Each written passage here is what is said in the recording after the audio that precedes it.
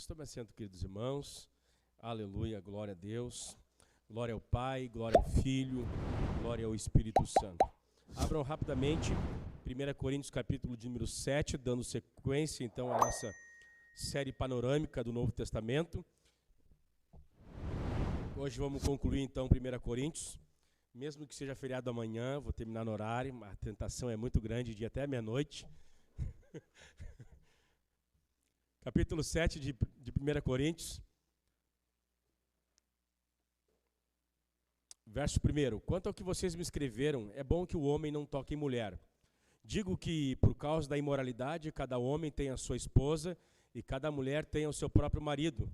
Que o marido conceda à esposa o que lhe é devido e também de igual modo a esposa ao marido. A esposa não tem poder sobre o seu próprio corpo, e sim o marido. E também, de igual modo, o marido não tem poder sobre o seu próprio corpo, e sim a esposa. Não se privem um ao outro, a não ser talvez por mútuo consentimento, por algum tempo, para se dedicarem à oração. Depois retornem à vida conjugal, para que Satanás não tente vocês por não terem domínio próprio. E digo isto como concessão e não como mandamento. Verso 39. A mulher está ligada ao seu marido enquanto ele viver. Mas se o marido morrer, ela fica livre para casar com quem quiser, mas somente no Senhor. Só até aqui por enquanto. Então, nós vimos semana passada do capítulo 1 ao capítulo 6 e vimos bastante coisa aqui semana passada e eu não vou repetir aqui. Então está gravado, alguém pode ali ver para se situar. Nós vamos começar então falando do que trata o capítulo 7, depois o capítulo 8, 9, 10, 11 e assim sucessivamente, ok? Nós paramos em moralidade sexual e a Jaque não teve semana passada e está hoje e ela comentando no serviço, pegou pesado, né? Ela pensou assim, não, foi Paulo que pegou pesado. Eu estou aqui que nem Pilatos, eu lavei minhas mãos, eu só estou lendo o textinho e passando adiante, ok? Então vamos lá. Questões sobre o casamento, Paulo também trata. Lembrando, só vou recapitular isso, o tema da primeira carta aos Coríntios é a conduta cristã no lar, na igreja e no mundo. Paulo está respondendo várias questões e explicando muitas desordens que estão acontecendo na igreja de Corinto. Então, sobre todas essas questões, a gente pode resumir 1 Coríntios dessa seguinte forma. A conduta correta ou a conduta cristã no lar, na igreja, tendo relação sexual com a sua namorada, você está em pecado contra o Senhor, está em iniquidade contra o Senhor. O fato é que Paulo traz aqui também a prática sexual como um meio de salvar homem e mulher da incontinência da carne. Toda vez que o marido ou a esposa lhe é negado, ele é exposto à incontinência da sua carne. Portanto, até mesmo para orar e jejuar, a esposa deve consultar o marido e vice-versa. E a única razão para não ter atos sexuais no casamento é para oração e jejum. E Paulo diz assim, e não seja muito demorado esse negócio. Acabou o momento de oração e jejum, se une novamente. Não use o sexo como uma moeda de troca. Tu me fez isso, então tu vai ver. Greve seca, não faça isso. Quantas famílias estão sendo destruídas? Eu li um livro há muito tempo atrás e reli ele várias vezes, que é Famílias Fortes e Igrejas Fortes, do Wayne Grudem e Dennis, não me lembro o sobrenome do outro. Sei que é Dennis, meu nome é Dennis. E o Wayne Grudem, falando sobre sexo, a parte do livro que fala sobre sexo na vida conjugal, diz que 99% dos problemas de casais é de ordem sexual. Gente que não sabe viver bem, não sabem se amar. Essa é a grande. Os seres humanos não sabem mais se amar. Eu fico apavorado com a quantidade de jovens casados que me procuram com problema. jovem, flor da idade com problemas. Cara, parem de brigar, vivam, se aproveitem, se curtem. Tá, já foi, vamos mais adiante. Casamento é indissolúvel e tem uma coisa chamada sexo dentro do casamento. Tu tem nojinho, não quer fazer, não casa, para não desgraçar a vida de alguém. Ah, eu tenho um complexo, sofri abuso, tabu na família. Primeiro te trata, primeiro resolva isso e depois case. Porque casar implica nisso, ok? Implica nisso, isso é algo muito sério. Mas uma outra oportunidade eu falo de forma mais pormenorizada, respeitar as crianças que estão aí. Mas as crianças também não vieram pela cegonha, ok? Tá bom, criançada? Vocês não vieram pela cegonha. O pai de vocês que resolve esse pepino depois. No capítulo 7, Paulo fala também sobre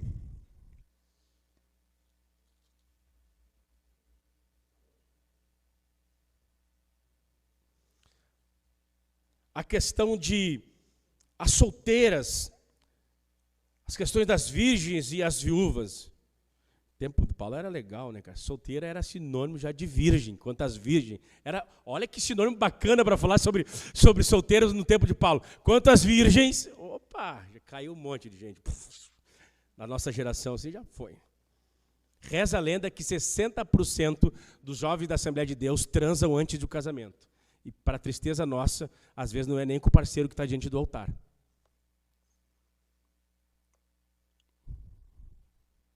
Não é eu, não é comigo, é com Paulo, hein? É o Senhor que diz que o jovem, ou o jovem, né? Jovem, moço também. Aqui não há uma acepção. Paulo não é machista, que nem diz a teologia liberal.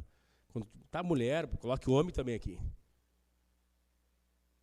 Ele diz, é bom que não case. Daí alguém pensa assim, o celibato é melhor que o casamento, porque está dito ali, é bom que permaneça solteiro, parceiro virgem.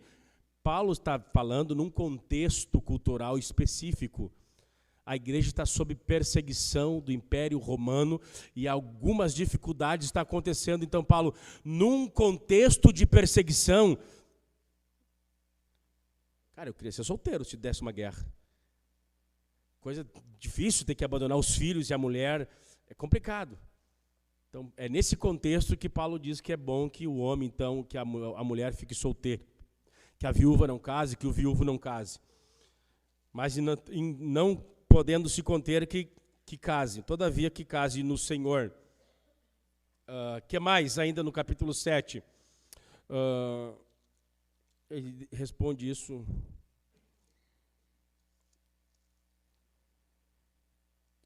Poderia falar aqui. Outra questão aqui no capítulo 7, verso 8, Paulo fala sobre os solteiros, especialmente no versículo de número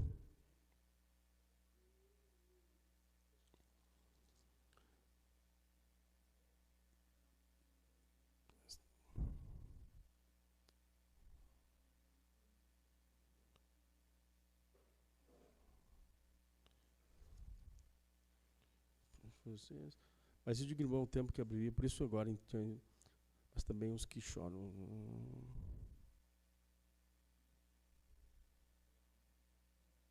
Aqui, verso 32. O que realmente quero é que vocês fiquem livres das preocupações. Quem não é casado, cuide das coisas do Senhor e de como agradar ao Senhor. Mas o que se casou, cuida das coisas do mundo, de como agradar a esposa. Assim está dividido. Também a mulher, tanto a viúva como a virgem, cuida das coisas do Senhor, para ser santa, assim, o corpo como o espírito. Mas a mulher casada se preocupa com as coisas do mundo e como agradar ao marido.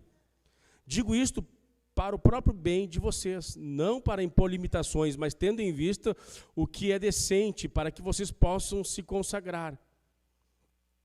Paulo fala que aqueles que são solteiros, eles não devem olhar para a sua solteirice como uma desgraça, mas como um tempo de oportunidade para servir a Deus. Eu acho que nós precisamos falar mais isso aos solteiros, porque parece que ser solteiro parece que é ser inferior ao casado. Não é. Paulo diz que cada um tem um dom, conforme a graça de Cristo. Os solteiros podem fazer coisas que casados não podem fazer. Por exemplo, você pode fazer 1, 2, 3 viagens missionárias no ano, de livre e espontânea vontade, sem impedimento nenhum. Eu já não posso. Esposa não pode. O solteiro pode. Mas a maioria dos solteiros não querem pensar em servir ao Senhor. Eles querem pensar em a beijar. Eles querem saber. Estão lá cortando a laranja pela metade e vendo como é que fica, né, cara?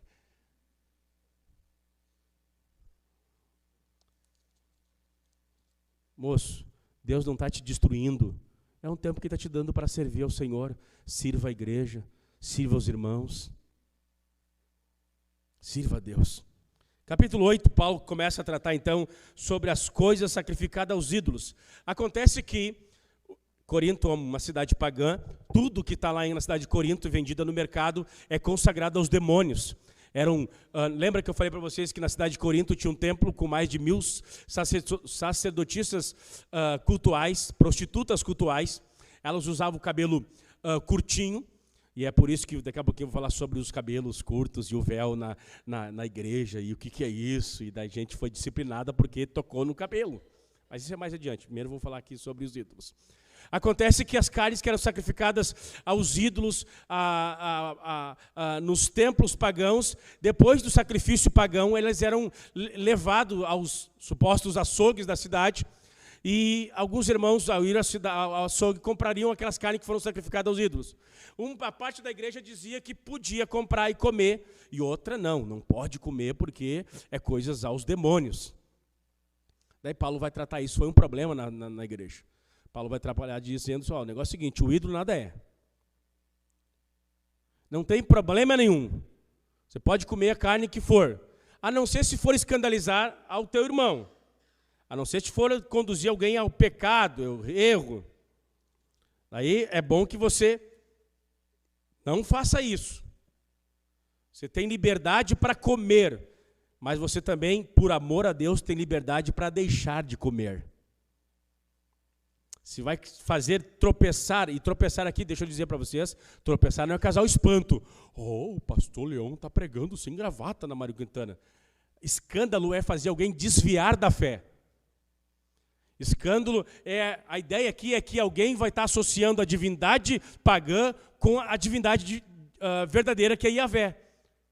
A pessoa pode se afastar da fé genuína, achar que é a mesma coisa. É isso que Paulo tem em mente. Não é apenas, eu choquei o membro que era imaturo, tá chocado com a minha atitude. Não é sobre chocar aqui nesse tipo de escândalo. Escândalo é fazer alguém desviar da fé, apostatar da fé, deixar de crer em Deus e acreditar em outra coisa. Essa é a ideia. Então Paulo diz assim, quantas coisas consagradas aos ídolos, vocês podem comer carne, a não ser se vai escandalizar alguém, então vocês, pela lei do amor, vocês abram mão da carne, é melhor não comer carne. Paulo diz, é melhor não comer carne do que fazer alguém desviar da fé. Ok? Esses dias me ligaram para mim, pastor, você tem uma comunidade que é muito pobre, e daí tem um sacrifício numa terreira e tal, X, e as galinhas são doadas aqui, e alguns irmãos vão pegar. O que tu acha sobre isso? É pecado ou não é pecado? Esse cara não era nem na minha cidade, não era nem na minha igreja, e os caras me mandando isso na pergunta. Deus, o que eu faço, meu Deus?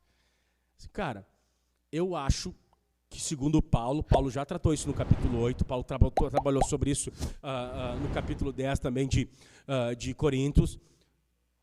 Não é pecado. Acho que não tem problema nenhum. Só que tem uma coisa. Que tipo de igreja esse cara tá, que há necessidade de ele ir numa terreira, ser alimentado? Aonde está a igreja do Senhor? Aonde estão os filhos de Deus? Aonde está a igreja dele, que ele professa a fé, que ele está passando necessidade e ninguém está vendo? É mesmo, não tinha pensado nisso. Eu não consigo acreditar que em pleno século 21, uma igreja que se diz cristã não pode se juntar 2, 3 irmãos e dar uma cesta básica para que o irmão não precise depender da fé de incrédulos. Eu não aconselho a ir lá, não porque tem um poder na feitiçaria, não isso, mas porque isso é um ultraje àquilo que nós professamos de sermos a igreja do Senhor Jesus. Ele, tá bom, obrigado pela explicação. Então Paulo trata sobre isso no capítulo 8. No capítulo 9 ele continua falando sobre a liberdade e os direitos que ele tem. Perdão, o capítulo 9 é outro assunto. É sobre a defesa do apostolado de Paulo. A igreja de Corinto, a igreja que Paulo plantou. Olha aqui para mim. A igreja que Paulo plantou. Paulo fundou a 1 Corinto. A igreja de Corinto, 1 Coríntios é carta. Paulo fundou a igreja de Corinto. E alguns irmãos da igreja de Corinto diziam, Paulo não é um verdadeiro apóstolo. Paulo é fajuto. Paulo não é que nem Pedro, que nem Tiago, que nem João. Paulo é um apóstolo de segunda categoria. O capítulo 9, Paulo vai fazer uma defesa e toda a 2 Corinto é uma resposta a esses irmãos. Quando eu falar em 2 Coríntios, você não vê isso. 2 Coríntios, alguém disse que é o testemunho obrigado que Paulo tem que dar de si mesmo. Paulo não queria falar das suas credenciais, mas no 2 Coríntios ele é obrigado a dar-lhe um carteiraço, dizer quem ele é. As credenciais do seu apostolado. É um testemunho quase que obrigatório, que ele é obrigado, roubam dele isso. A igreja enche tanto a paciência dele, que ele é obrigado a mostrar suas credenciais e dizer, olha, vocês só estão aí porque eu estive no meio de vocês. Capítulo 9, Paulo então começa esse assunto que ele vai terminar em toda a 2 Coríntios. Será que eu não sou um homem livre? Não sou apóstolo? Não vi Jesus, nosso Senhor? Por acaso vocês não são fruto do meu trabalho no Senhor? Se não sou apóstolo para outros, certamente sou para vocês, porque vocês são o selo do meu apostolado. Eu conheço alguns irmãos entre nós que querem ser pastor. Pastor, eu acho que eu tenho vocação. Pastor, eu acho que eu tenho vocação. Há anos que eu ouço aqui na igreja alguns irmãos falando sobre isso. Se você acha que pastorado e ministério é status, glamour, tu tem pensamento muito equivocado. Prepare-se para dar o teu coração para as pessoas.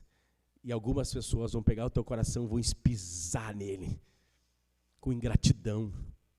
Paulo plantou essa igreja e agora estão dizendo assim, não, Paulo, quem é Paulo, cara? Porque alguns judaizantes se entremeteram na igreja de Corinto e eles cobravam e abusavam da fé dos coríntios e Paulo não cobrava nada. Não tem tempo para expor todo o capítulo 9, mas em casa, leia o capítulo 9. Eu acredito que você deve ter lido a semana toda o capítulo 9. Acredito na boa ação de vocês. Olha, vocês me criticam porque eu não cobro. Vocês me julgam porque eu não cobro.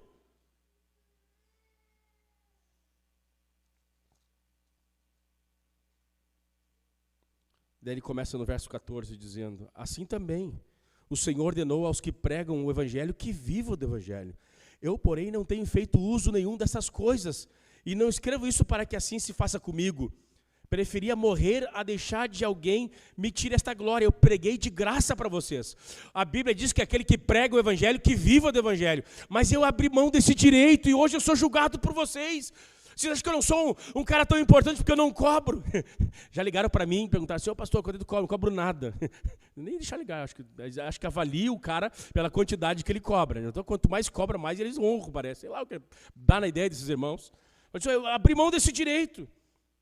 Se anuncio o evangelho, não tenho de que me gloriar, pois sobre mim pesa dessa obrigação. Eu tenho a obrigação, eu fui salvo por Cristo. Tenho a obrigação de comunicar essa salvação a outrem.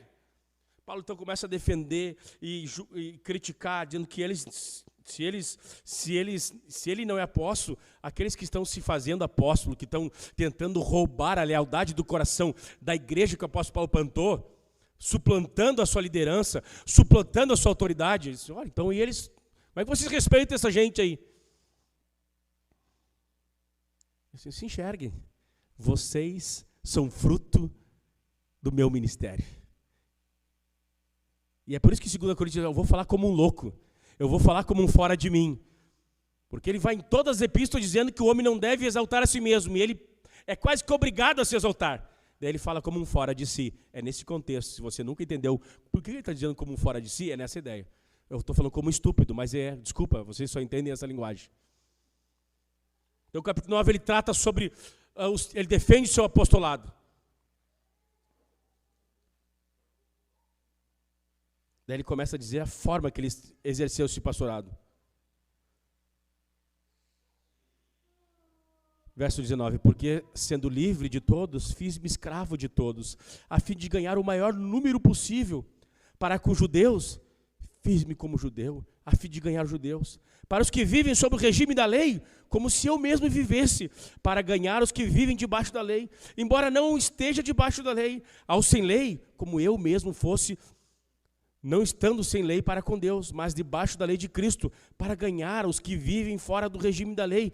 Fiz-me fraco para com os fracos, a fim de ganhar os fracos. Fiz-me de tudo para com todos, a fim de, por todos os modos, salvar algum. Que homem era o apóstolo Paulo!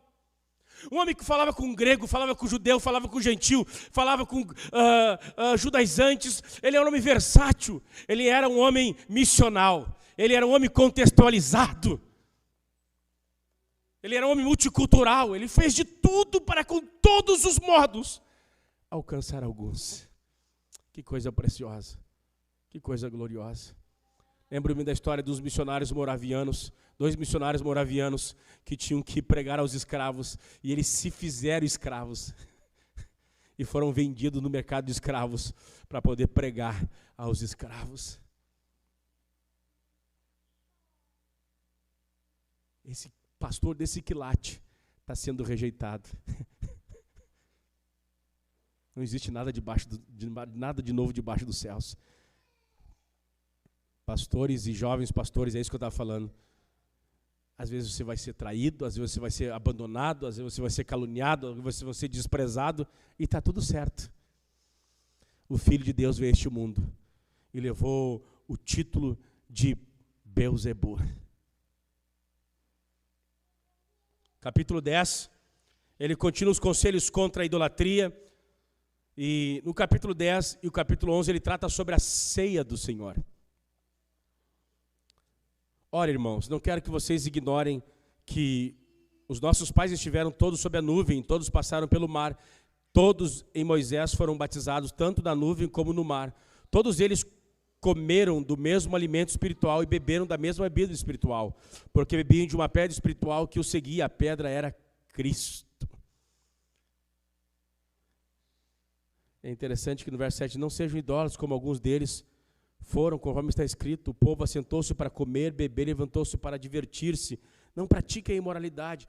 A igreja, lembra que eu falei para vocês, terminei semana passada dizendo que a cidade era imoral, a cidade era promíscua, e a igreja de Corinto começou a praticar promiscuidade e também a bandear-se para o tipo de idolatria e confusão no culto.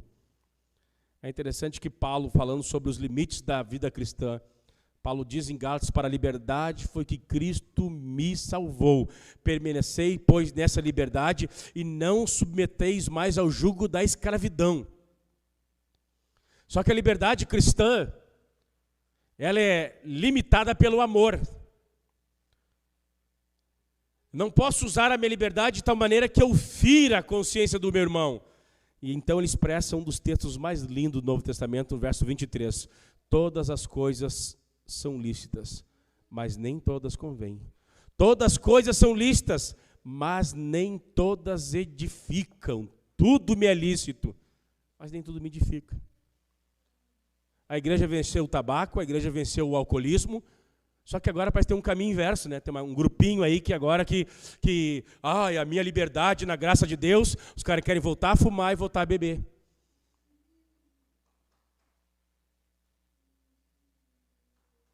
Como se isso fosse a expressão de maturidade espiritual. Como se isso fosse a evidência poderosa da graça de Deus. Isso já causou problema nesta nação. Isso já destruiu nações inteiras. É só ver as histórias dos avivamentos, como os homens gastavam o seu dinheiro em bebida alcoólica, em tabagismo, em prostituição. No avivamento de John Wesley, onde os bares, o que era a vida dos homens que trabalhavam nas minas de carvão. O que o alcoolismo fez com famílias inteiras, pessoas que estão aqui me ouvindo. Quantos pais, quantas mães morreram com câncer de pulmão, E a igreja agora descobriu a liberdade da graça de Deus. Aí se acham espiritual, mais espiritual do que outros, porque bebem ou porque fumam. Esse texto continua nos dizendo que tudo me é lícito, mas nem tudo me convém. Onde Jesus será glorificado, onde Jesus será exaltado, aonde a santidade vai ser vista, eu praticar determinadas coisas que até mesmo a Bíblia não fala sobre isso. Eu sei, eu não sou nem um idiota. Não sou tão idiota assim. Eu sou um idiota com formação teológica. Sou um idiota com formação teológica. Eu sei que a Bíblia não proíbe isso. O texto diz o seguinte: não matarás. Não matarás. Não matarás está implícito não se suicidar, não se autodestruir. Cigarros têm mais de 480 substâncias químicas cancerígenas. Entenda como tu quiser. Capítulo 11, Paulo começa a tratar da ceia do Senhor. É interessante que ele linka a idolatria, capítulo 10, verso 20, em diante, não digo que as coisas que eles sacrificam são sacrificadas aos demônios e não a Deus. Eu não quero que vocês estejam em comunhão com os demônios. Vocês não podem beber o cálice do Senhor e o cálice dos demônios. Não podem ser participantes da mesa do Senhor e a mesa dos demônios. Ou provocaremos ciúmes do Senhor. Somos por acaso mais fortes do que o Senhor? Paulo linka o que acontece no paganismo, os altares pagãos, diz que o ídolo nada é, mas aqueles que têm contato na idolatria têm contato com os demônios. E Paulo linka isso para dizer que a ceia do Senhor não é algo comum. Assim como os idólatras têm acesso e contato com as obras das trevas, aqueles que chegam à mesa do Senhor têm contato com o próprio Senhor.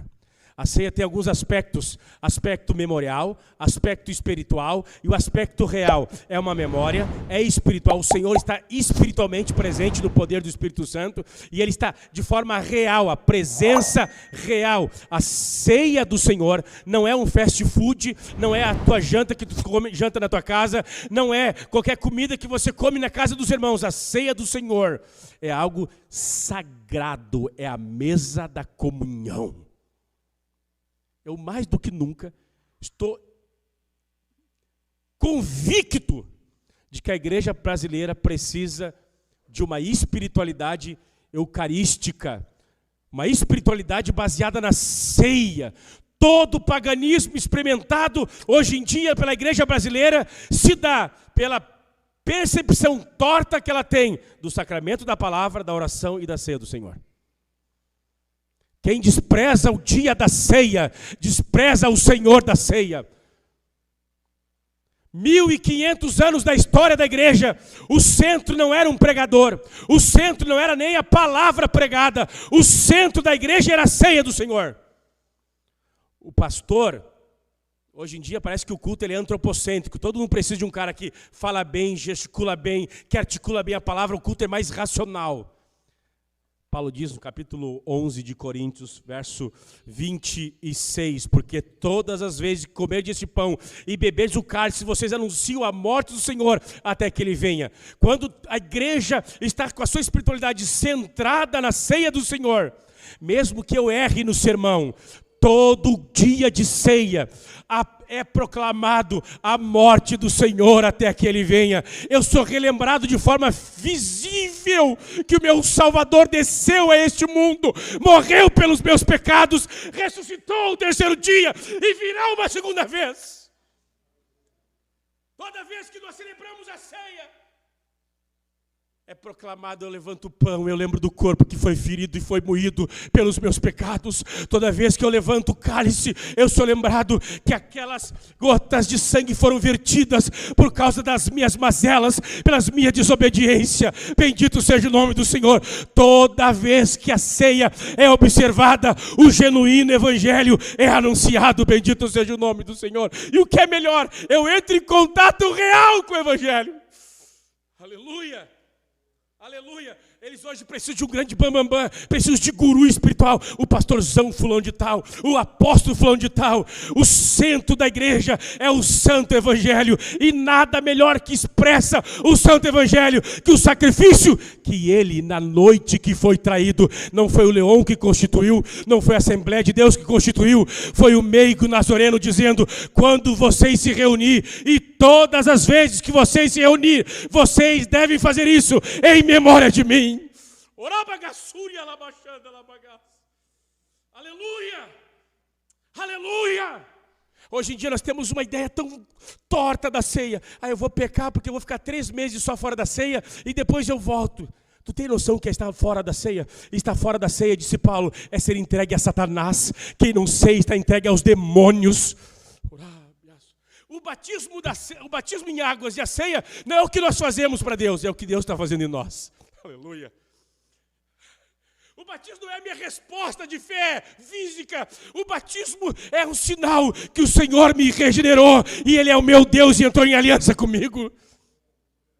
A ceia não é o que nós estamos fazendo para o Senhor, é o que o Senhor está fazendo conosco. Ele está dizendo: vocês têm parte comigo, porque aquele que não come do meu corpo e não bebe do meu sangue não tem parte comigo. Aleluia. Quando nós ceiamos, é Deus dizendo: tu é meu, tu me pertence, o pecado não te domina mais, tu não tem mais diabo como teu Senhor, tu tem um rei e o nome dele é Jesus de Nazaré. Aleluia. Acho que eu tenho que pregar sobre ceia aqui na igreja. Eu já estou pregando, mas eu tenho que pregar mais. Capítulo 12, Paulo entra então.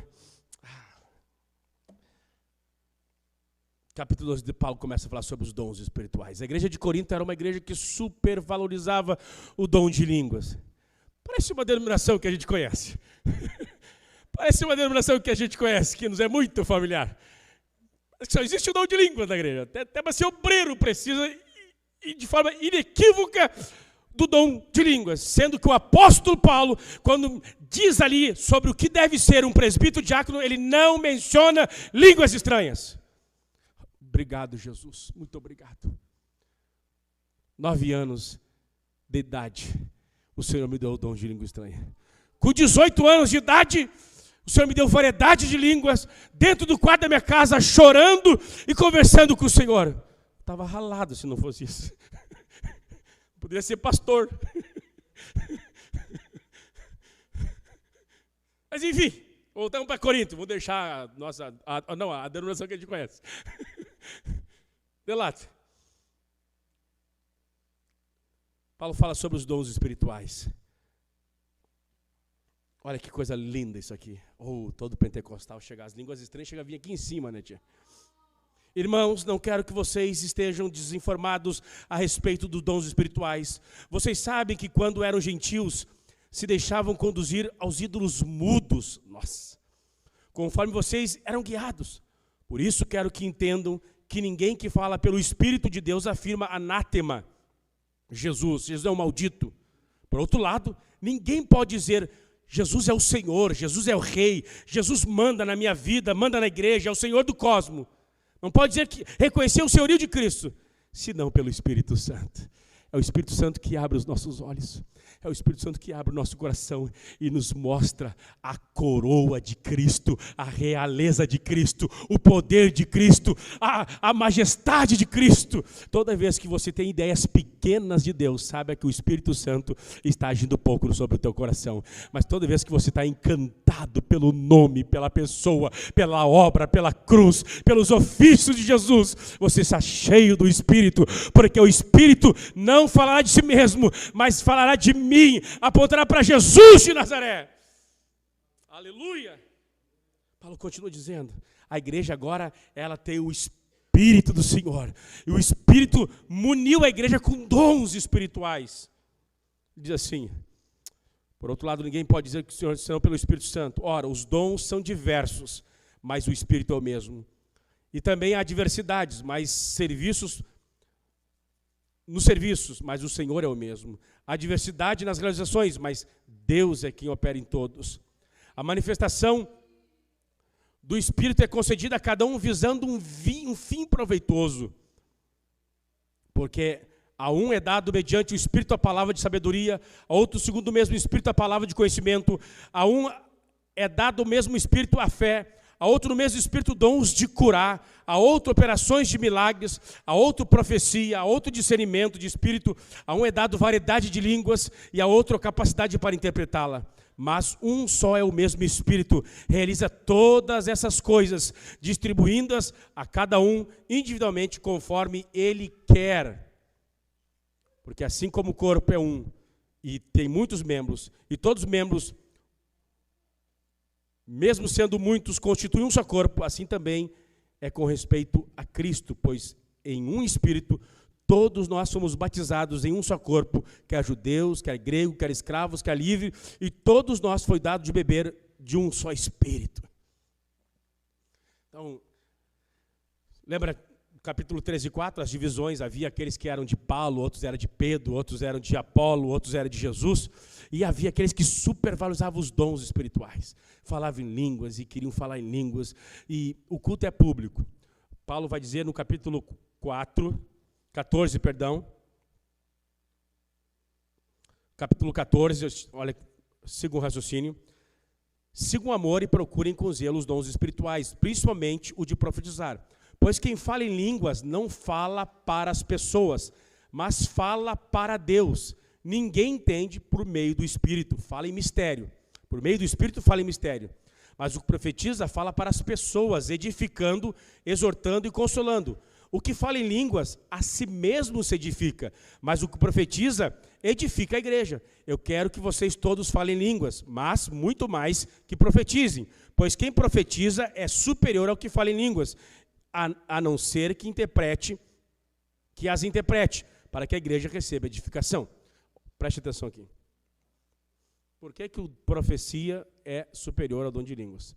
Profecia é dada a todas as pessoas, na linguagem que as pessoas entendem.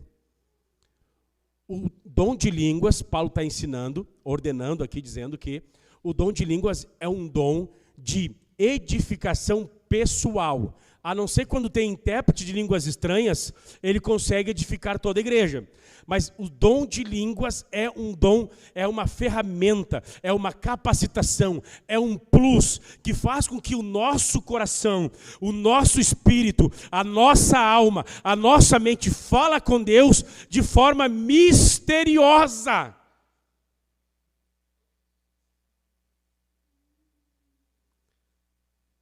O cara fica fortalecido espiritualmente, a alma fica pungente, embora a mente não seja edificada, mas é uma capacitação que Deus deu a ele para ir falar coisas que o diabo não ouve, que os inimigos não ouvem, os pecadores não ouvem, ninguém entende, somente o Senhor. Que coisa gloriosa. Importantíssimo esse dom. Só que acontecia que a igreja de Corinto supervalorizava, ficava todo mundo falando línguas estranhas e não havia edificação. Como o culto é público, o culto é coletivo, não é o culto meu, eu aqui estou na minha intimidade com o Senhor, não, o culto tem que haver mútua edificação. Os cantores vão cantar coisas que edifiquem a todo mundo, o pregador vai pregar coisas que edifiquem todo mundo. Se haver visões, revelações, sonhos, visões de profecia, tem que ser falado de forma inteligível que toda a igreja possa ouvir, julgar. Porque tem gente que é profeta só nas rodinhas dentro de casa. Tem gente que tem dificuldade de profetizar na igreja. Porque na igreja tem o presbitério, tem o pastor, tem a maioria que pode julgar. E a profecia deve ser julgada. Paulo diz isso em Tessalonicenses capítulo 5, versos 17 e 18. Nós devemos julgar sim as profecias. Reter o que é bom. Mas tem que ir mais adiante. Aí Paulo está ali, eles estão brigando, se exibindo. Paulo, não, os dons não é para se promover, o dom é para edificar o próximo. O dom não é para exibicionismo, não é para disputa, não é para vanglória.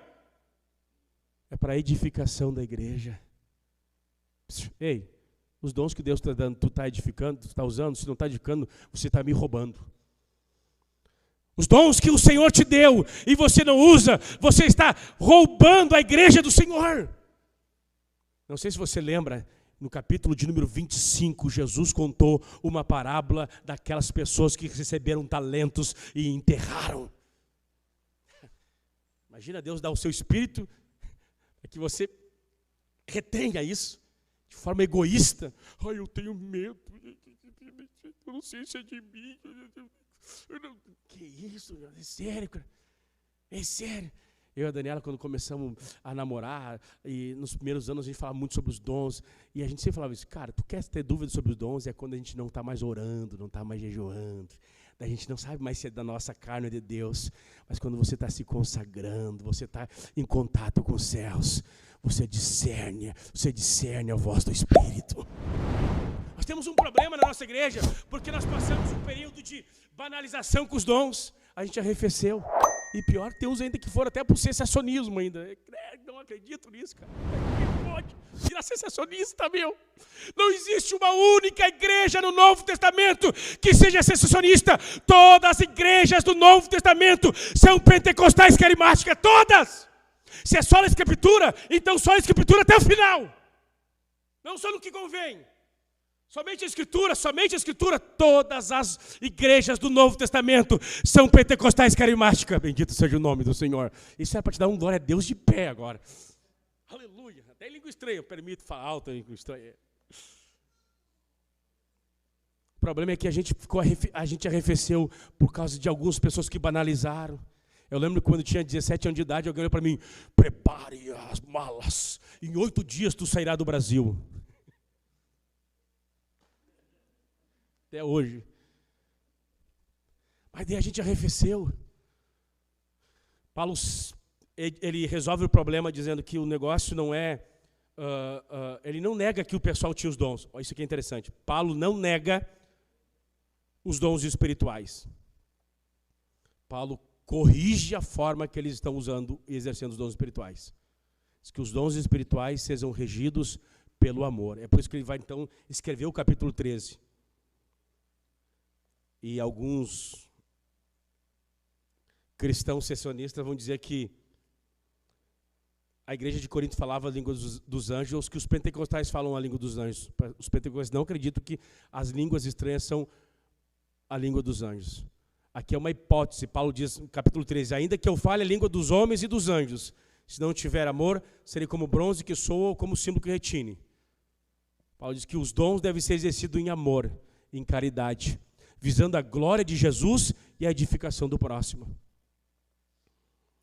Não, os pentecostais falam as línguas dos anjos. Ninguém, nenhum pentecostal teológico, doutrinário, acredita numa coisa dessa. De repente, no chão da fábrica, mas bem no chão da fábrica, alguém acredita nisso. Mas Paulo está apenas fazendo uma hipótese, que tu pode ter os dons até dos línguas dos anjos, mas se não tiver amor, tu não é nada.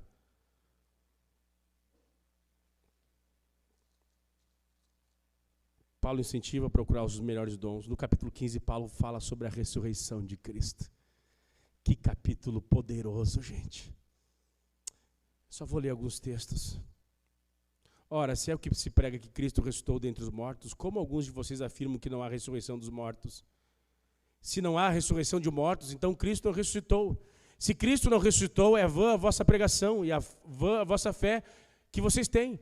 Além disso, somos tidos por falsas testemunhas de Deus, porque temos testemunhado contra Deus, que Ele ressuscitou a Cristo, a qual Ele não ressuscitou, se é certo que os mortos não ressuscitam.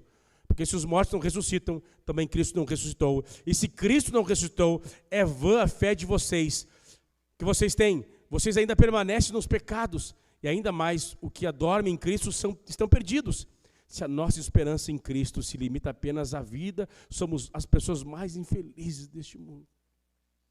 Há um ramo da igreja de Corinto que dizia que a ressurreição que Paulo pregava era o novo nascimento. A única ressurreição é dessa nova vida.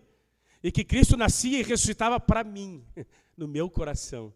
Parece os liberais do século XIX, do século XVIII, não é assim? Os existencialistas. Não, Cristo nasceu para mim. Não, gente, a ressurreição de Cristo é física. Ele saiu daquela tumba corporeamente, ele ressuscitou. Não foi algo existencial para mim, no meu coração. Claro que ele nasceu para mim no meu coração, mas ele nasceu de forma histórica também. Ele venceu a morte, ele venceu o pecado, ele está vivo, bendito seja o nome do Senhor. A fé cristã não é uma utopia A fé cristã é algo objetivo, concreto e real. A própria história é mudada a ser e descer. Antes de Cristo, depois de Cristo. Ele viveu entre nós, ele morreu e ele ressuscitou. O que faz de judeus abandonarem o sábado e fazer com que o culto cristão, a igreja primitiva, ela é majoritariamente judaica. Os 12 apóstolos eram judeus. A Bíblia era a Torá. A maioria dos membros eram judeus. Eles deixam de guardar o sábado para guardar o domingo. O que aconteceu? Alguma coisa aconteceu.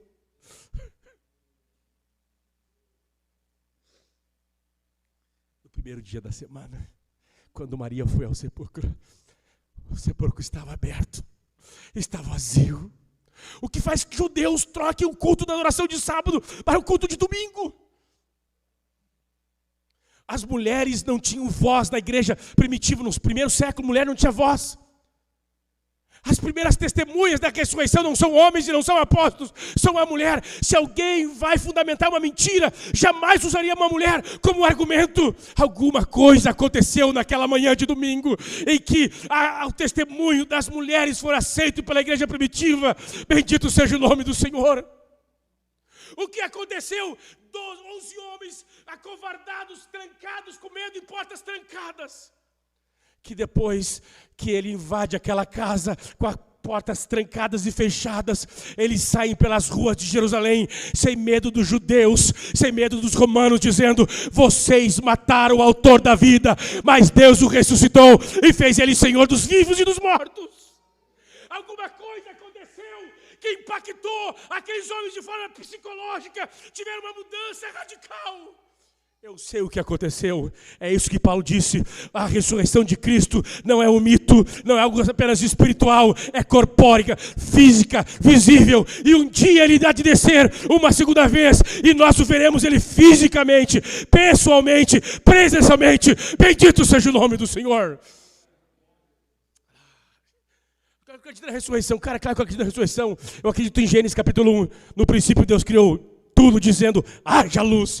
Se ele é capaz de trazer todas as coisas de existência para a sua palavra, não tem milagres, não tem línguas estranhas, não tem visões, sonhos que eu não acredite. Bendito seja o nome do Senhor. Aqui vai mais um argumento contra o secessionismo. Deus é o mesmo ontem, hoje e eternamente. Deus é imutável. Você não pode prender Deus numa caixinha de sapato e dizer: você não pode fazer isso. Aleluia, aleluia.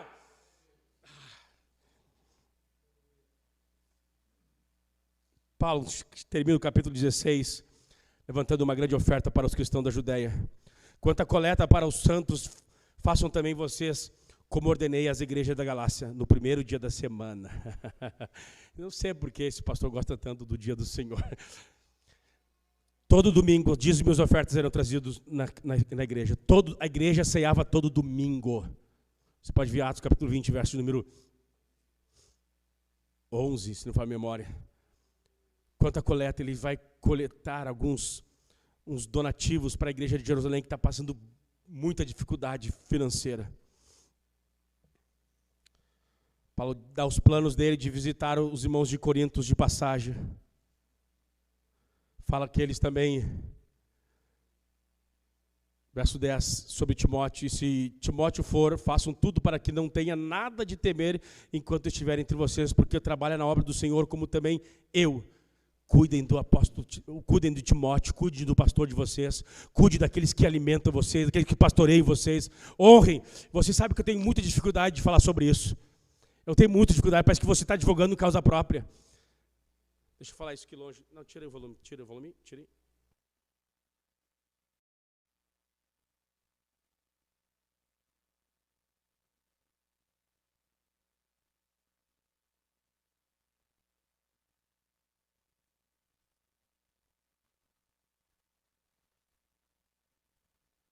Só que também é bem,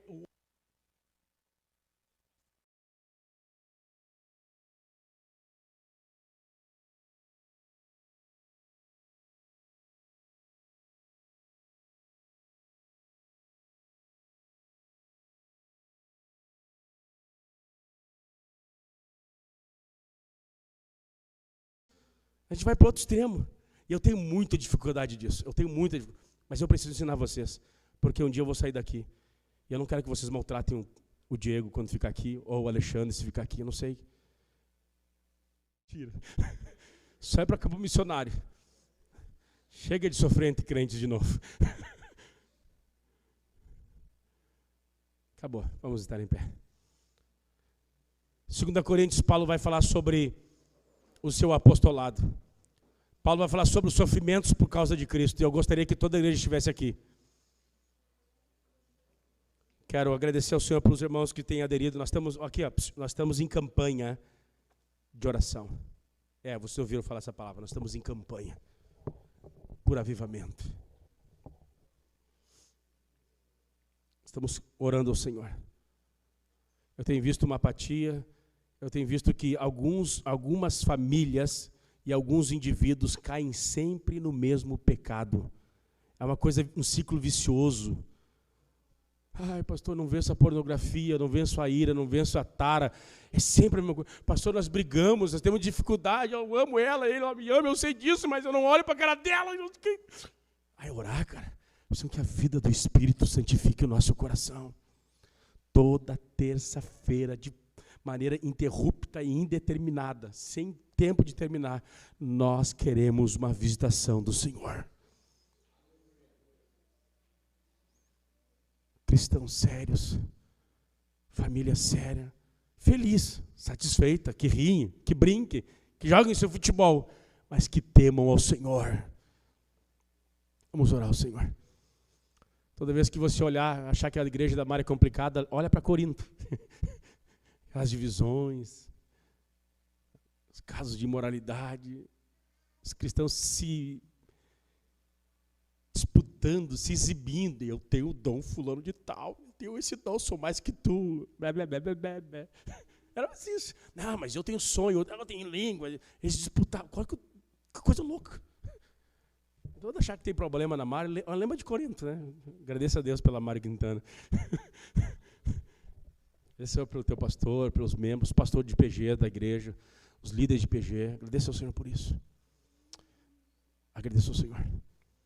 Feche os olhos, vamos orar ao Senhor. Pai Santo e Eterno, tua igreja não é perfeita, tua igreja tem vários problemas, como nós vimos aqui essas 2 semanas na igreja de Corinto. Havia divisões, havia cismas. Havia, Senhor, na igreja dificuldades com a ceia do Senhor. Havia aqueles irmãos que chegavam cedo, comiam toda a refeição, embriagavam-se com vinho. Quando os pobres chegavam, eram desprezados, não tinha comida, não tinha alimentação. E eles quebravam tudo aquele significado da ceia, que era comunhão, que era amor, que era estar contigo e uns com os outros. Permita, Senhor, que nós não venhamos desenvolver uma espiritualidade doente, Senhor. Que possamos levar a ceia a sério e o que a ceia representa para Deus e para o próximo. Permita-nos, Senhor, que nós venhamos viver, Senhor, na plenitude do Teu Espírito. Dá os dons espirituais à igreja, os dons espirituais às congregações. Dá os dons aos obreiros aqui da igreja. Nos une, nos capacita, Senhor. Precisamos da Tua vida. Precisamos da Tua presença. Nós não somos mais dirigidos por ídolos mudos, por divindades mudas que não falam, que não agem, que não se movem. Nós temos um Deus que age, que atua, que é imanente. E a imanência de Deus hoje é através dos dons espirituais. Ó Senhor, nos reveste da Tua presença, no nome de Jesus. Ajuda-nos a ser igreja como igreja deve ser. Que nossa conduta no lar, na igreja e no mundo seja transformada pela Tua poderosa palavra. A nossa oração no nome de Jesus. E a orar nós dizemos que o amor de Deus, a graça do Senhor Jesus e a comunhão do Espírito Santo seja com todos, hoje e sempre. Amém e amém. Leia 2 Coríntios essa semana aí.